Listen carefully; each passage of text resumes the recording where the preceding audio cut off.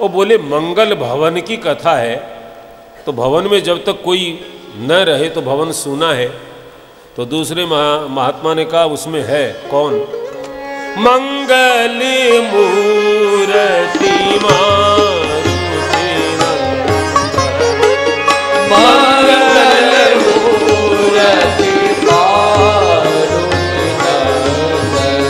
सकल अमंगल मूल निकंदन, सकल अमंगल मूल निकंदन, सकल अमंगल मूल निकंदन, सकल अमंगल मूल निकंदन, मंगल मूर्ति मारुति,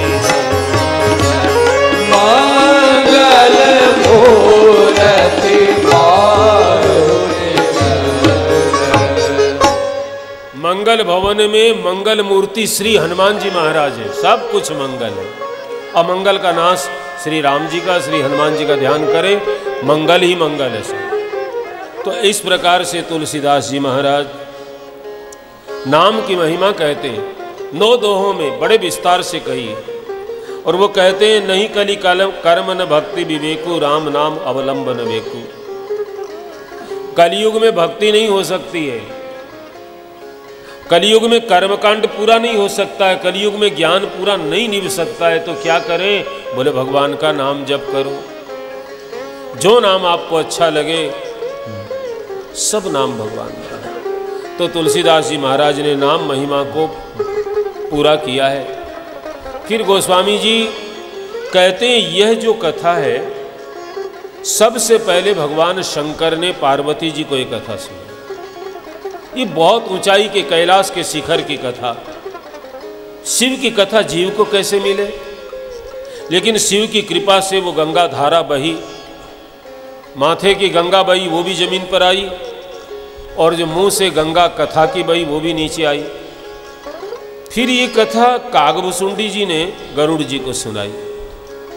ऐसे ये कथा धरती पर आ गई। गोस्वामी जी कहते हैं याज्ञवल्क्य ने भरद्वाज जी को सुनाई।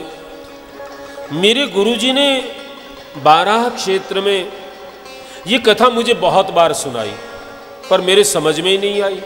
क्यों? श्रोता वक्ता ज्ञान निधि कथा राम के किमि समझो में जीव जड़ कलिमल ग्रसित। देखो भाई, कथा का श्रोता, सुनने वालों को पहले लिखा है, श्रोता पहले वक्ता बाद में। तो श्रोता वक्ता ज्ञान निधि दोनों ज्ञान के घर हैं। कथा भगवान की बड़ी गूढ़ है। मैं कलयुग का जीव कैसे समझता, मेरी बुद्धि कमजोर, फिर भी मेरे गुरुजी ने बार बार सुनाई। तदपि कही गुरु बारही बारा, गुरु बारही बारा, समुझ परी कछुमति अनुसारा, समझ परे कछुमति अनुसारा, अनुसारा। मेरे गुरुजी ने बार बार ये कथा सुनाई, तब मेरे दिमाग में समझ में आई। कितनी समझ में आई? जैसी मेरी बुद्धि थी। कथा सब सुनते हैं, सबको बराबर थोड़ी समझ में आती है। और सुनो, 1-2 बार से काम पड़ता नहीं है। तुलसीदास जी कहते मेरे को बार बार सुननी पड़ी, इसलिए हम लोगों को भी बार बार कथा का आश्रय करना पड़ता है। लेकिन बाद में समझ में आ गई। अब मैं इसको भाषाबद्ध करूंगा। तुलसीदास जी कहते हैं सरल इसको करूंगा। तो फिर कब की, उन्होंने कैसे की, उसका वर्णन किया है। सादर शिव ही नाई अब माथा, बड़े आदर से भगवान महादेव के चरणों में प्रणाम करके राम कथा को प्रारंभ करता हूँ। सादर शिव ही नाई अब माथा, वर्णो विशद राम गुण गाथा। अयोध्या में बैठ के नवमी भौमवार मधुमासा, नवमी तिथि है, चैत का महीना है, मंगलवार का दिन है। श्री अयोध्या जी में बैठकर तुलसीदास जी कथा का प्रारंभ करते हैं। और जब कथा पूर्ण हो गई, देखो कथा प्रारंभ की उस तिथि का नाम लिखा,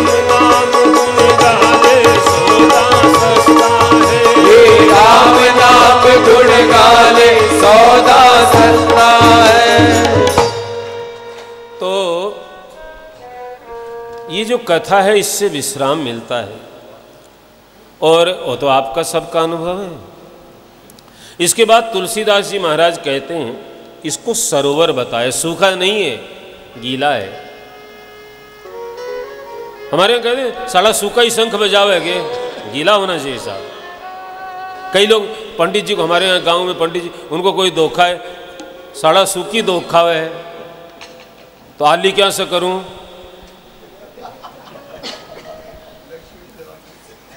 तो साहब ये जो कथा है ये रसदार कथा है। तो ये सरोवर है, उसमें जल भरा है, भगवान सीताराम जी का जो गुण है वो जल है। मान सरोवर ये इसका नाम है। एक मान सरोवर है कैलाश में, ये दूसरा चलता फिरता मान सरोवर। इसके 4 घाट हैं। पहला घाट ज्ञान घाट है, दूसरा घाट कर्म का घाट है, तीसरा घाट उपासना का घाट है, चौथा घाट शरणागति का घाट। पहले घाट के आचार्य भगवान शंकर हैं। ज्ञान घाट पर भीड़ नहीं है बिल्कुल, एक कथा कहने वाला एक सुनने वाला, पार्वती जी सुनती है, शिव कहते हैं, भीड़ नहीं है। लेकिन जो उपासना का घाट है वहां उपस्थिति है। कागभुसुंडी कथा कहते हैं, बहुत सारे पक्षी आते हैं, महात्मा पक्षी का रूप बनाकर। कर्म का घाट वहां भी भीड़ है। याज्ञवल्क जी कथा कहते हैं, भरद्वाज जी सुनते हैं। और शरणागति की बात तो बड़ी विलक्षण है। तुलसीदास जी कहते हैं मैं अपने मन को कथा सुनाता हूं, ये है शरणागति। दूसरे को कथा नहीं सुनाते, अपने मन को कथा सुनाते हैं। तो ये 4 घाटों वाली कथा है। गोस्वामी जी हमको आपको निमंत्रण देते हैं, भाई मन करी विषय अजी अनल बन जरही, तो होई सुखी जो एही सर पर। तेरा मन रूपी हाथी विषय रूप वन में आग लग जाए और ये जलने लग जाए, तब क्या करे? हाथी बड़ा जीव, हमारा मन अपने को छोटा थोड़ी मानता है। हाथी जैसे विशाल है ना, हमारा मन भी साहब बहुत विशाल है। तो मन रूपी हाथी विषय रूप जब वन में आग लगने से जलने लगा, अब भाग भी नहीं सकता। छोटी छोटी चिड़िया वगैरह वो तो उड़ जाती है, और छोटी छोटी चींटियां वगैरह वो नीचे से निकल जाती है, लेकिन हाथी आग में से निकले कैसे? बड़े को मुश्किल है साहब, अभी अभी की घटना से भी छोटों को कोई मुश्किल नहीं है, बीच वालों को कोई मुश्किल नहीं है, लेकिन हाथियों को मुश्किल है। जो हाथी है ना, तो उनका उपाय कहते हैं होई सुखी। कहां सुखी होंगे? ये सरोवर, इस सरोवर में गिरा दो मन, राम कथा रूपी सरोवर में गिरा दो, सुखी हो जाएगा। तुलसीदास जी दावा करते हैं। लेकिन अब सरोवर के किनारे देखते नहीं, तब नहीं होगा, मन को इसमें डूबे देना, गिरा देना, सुखी हो जाएगा। तो ऐसा जो ये मान सरोवर है, बड़ी महिमा है, लेकिन हर व्यक्ति यहां जा नहीं सकता है।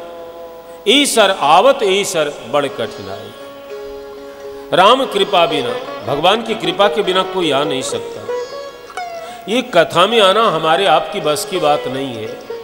जब राम जी कृपा करते हैं, अब इतने दिन 15 महीने कथा नहीं हुई, हम कह दें हमने नहीं की, ऐसी बात नहीं है। राम जी की कृपा नहीं थी, परमिशन नहीं मिला, कृपा हो गई तो हो गई कथा साहब। सच्चाई तो ये है, और सब ऊपर की बातें हैं, ये सब सच्चाई। ठीक कहा ना मुरारी बापू ने, अभी सबको भेजा है ना वो, कि बदलना लोगों को है नोट तो एक बहाना है। बदलना लोगों को है नोट तो एक बहाना है। कुछ लोग यदि बेईमान नहीं होते तो आज इतने लोग परेशान नहीं होते साहब।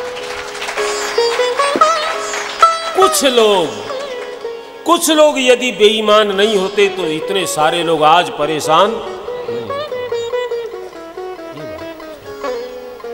मेरे भाई बहन, ये समुद्र में ये जो सरोवर है आना बहुत कठिन है। यही सर आवत बड़ी कठिनाई, और राम कृपा हो तो सहज में मिल जाता है। तो अब हम पूछें कि क्या कठिनाई है? तुलसीदास जी बोले, गृह कारज अजी नाना जंजाला ते अति दुर्गम शैल विशाल। घर के काम बड़े बड़े जंजाल हैं, यही बड़े बड़े पहाड़ हैं। निकलना चाहते हैं कथा में, कोई काम ऐसा आ गया, कोई मेहमान आ गया, कुछ ऐसा हो गया, नहीं ऐसा। तो ये इनको पार करना बड़ा मुश्किल है। भगवान कृपा करते हैं तब कथा में बुलाते हैं। और इसके बाद तुलसीदास जी बड़ी महिमा इस सरोवर की बताते हैं। और जिसके पास साधन नहीं है, नहीं जा सकता, उसको क्या करना चाहिए? जो नहाई चाहे यही सर भाई, तो क्या करें? बोले सो सत्संग करऊं मन लाई।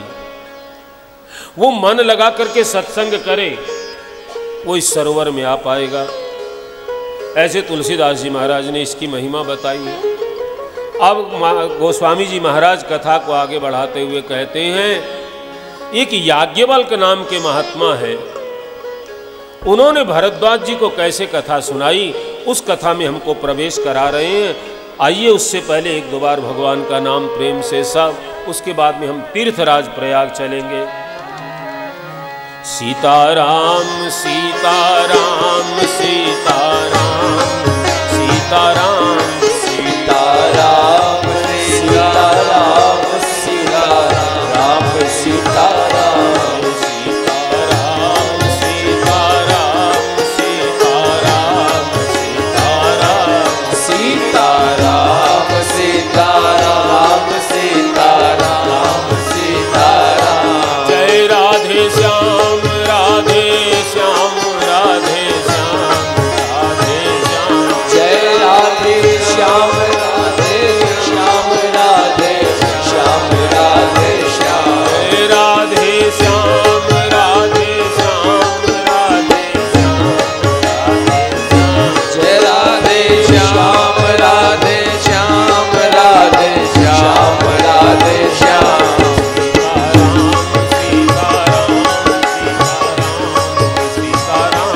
सीताराम सीताराम सीताराम सीताराम। सीताराम सीताराम सीताराम सीताराम। सीताराम सीताराम सीताराम सीताराम। सीताराम सीताराम सीताराम सीताराम। जय सीताराम सीताराम सीताराम सीताराम। सीताराम सीताराम सीताराम सीताराम।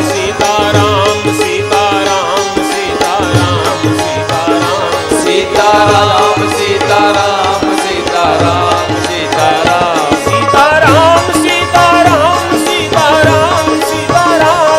सीताराम सीताराम सीताराम सीताराम। सीताराम सीताराम सीताराम सीताराम। सीताराम सीताराम सीताराम सीताराम। सीताराम सीताराम सीताराम सीताराम। सीताराम सीताराम सीताराम सीताराम। सीताराम सीताराम सीताराम सीताराम। सीताराम सीताराम सीताराम सीताराम। सीताराम सीताराम सीताराम सीताराम।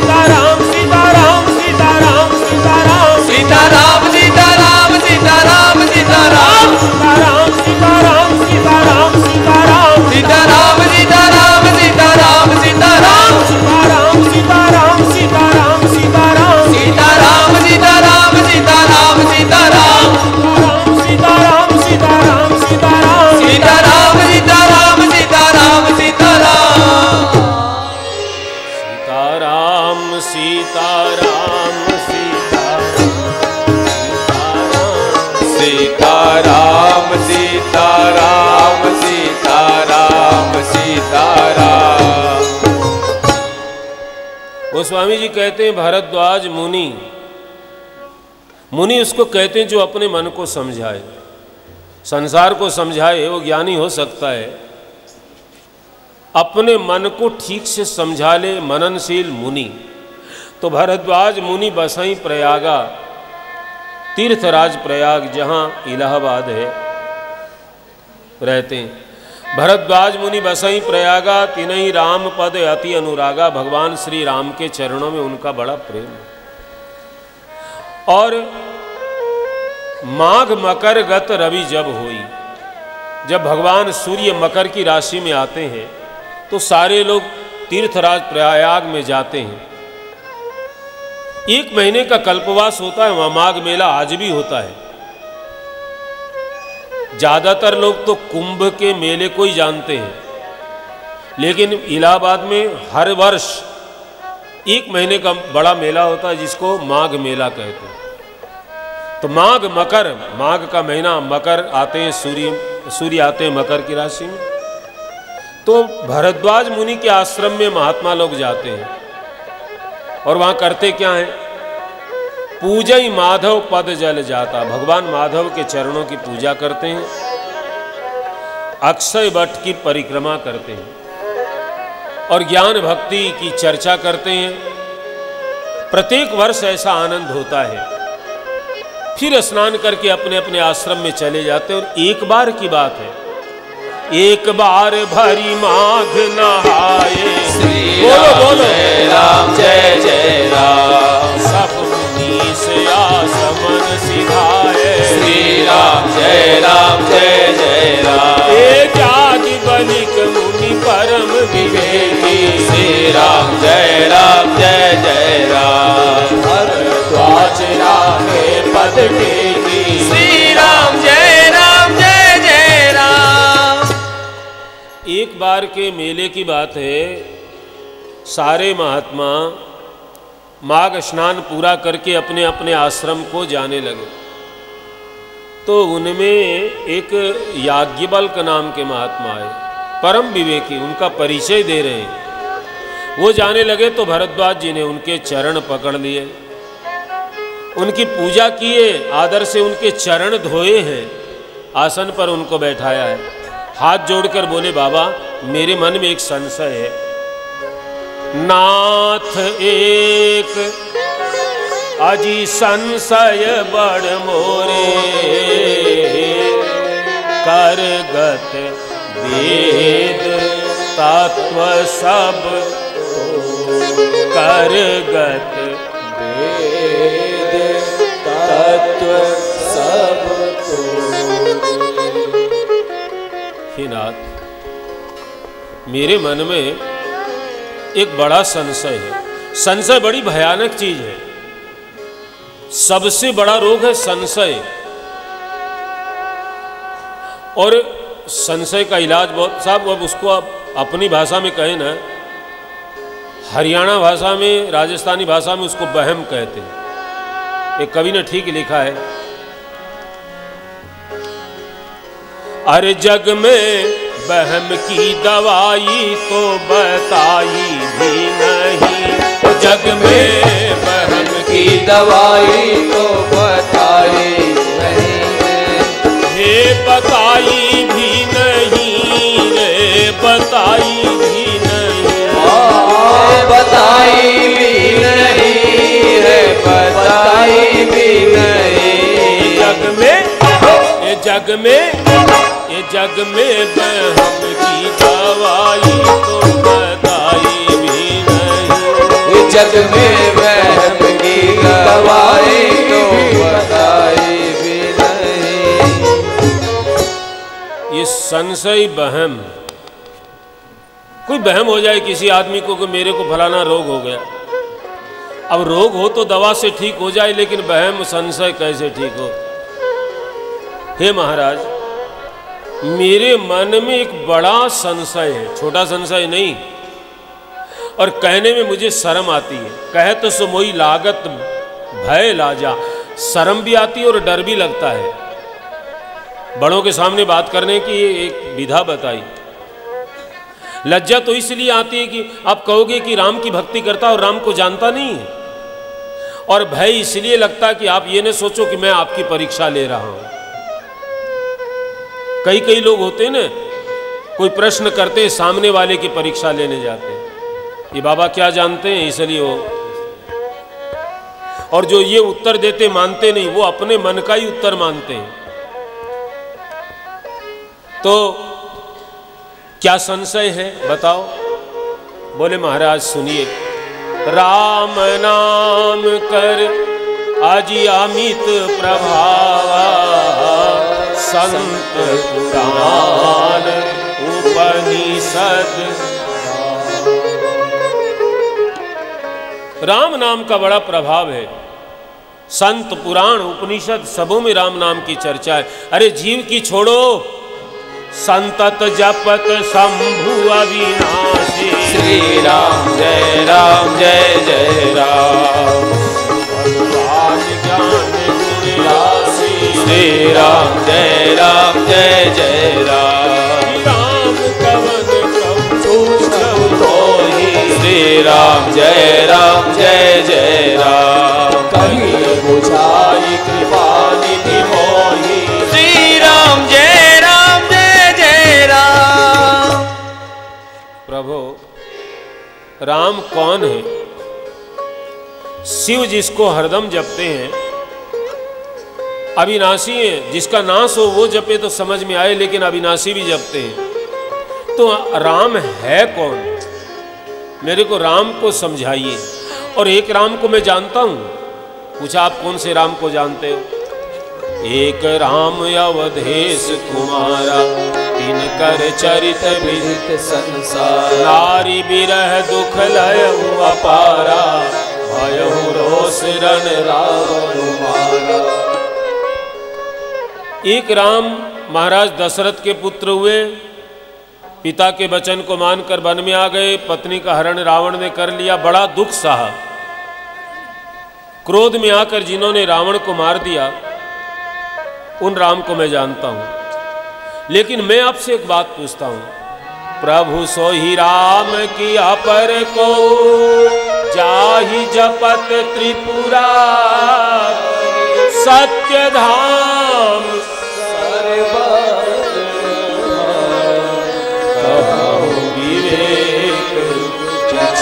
सत्य धाम सर्वत तुम्हारा, कहु विवेक विचार।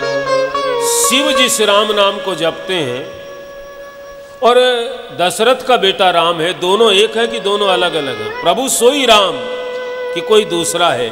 आप मेरे को समझाकर कहिए। तब याज्ञवल्क जी बड़े प्रसन्न हो गए, कहने लगे भरद्वाज तुम राम जी के भक्त हो, राम भगत तुम मन क्रम बानी। मैं आपकी चतुराई को समझ गया। मूढ़ के जैसे प्रश्न करके गूढ़ राम कथा सुनना चाहते हो तुम, मैं तुम्हें राम कथा सुनाऊंगा। इसी प्रसंग में श्री याज्ञवल्क जी बोले, हे भरद्वाज जानते हो राम कथा क्या है?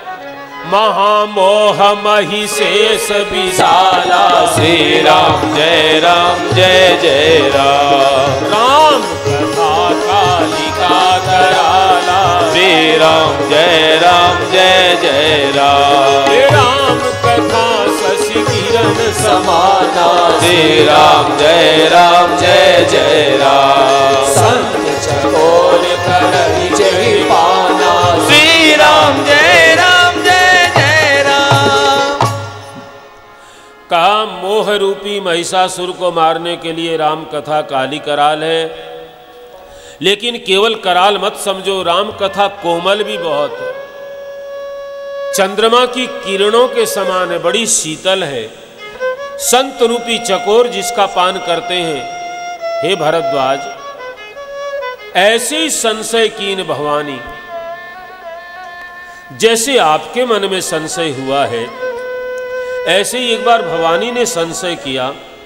महादेव सब कहा बखानी। जो भगवान महादेव ने सती माता को समझाया, वो कथा मैं तेरे लिए सुनाऊंगा, आदर से सुनो। कथा राम की पूछी है। राम कौन है? प्रश्न है वो है। उत्तर में क्या बोले? एक बार अजी त्रेता जुग माही, शंभु गए कुंभज ऋषि पाहि, संग सती हे जग जननी भवानी, पूजे ऋषि अखिलेश्वर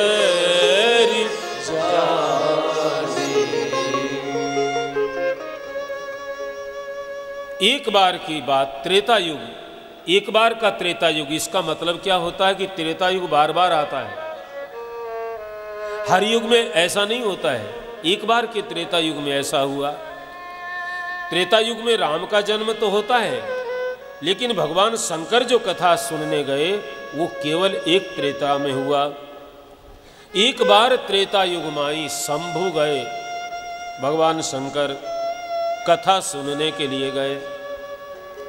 देखो, पहले के जमाने में कथा घरों में नहीं होती थी। कथावाचक अपने आश्रम में, घरों में रहते थे, मंदिर में रहते थे। जिसको कथा सुननी होती थी, चाहे राजा महाराजा क्यों ना हो, उसको वहां जाकर के कथा सुननी पड़ती थी।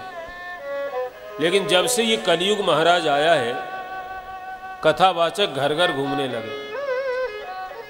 श्रीमद् भागवत जी में तो कथावाचकों की आलोचना कर दी।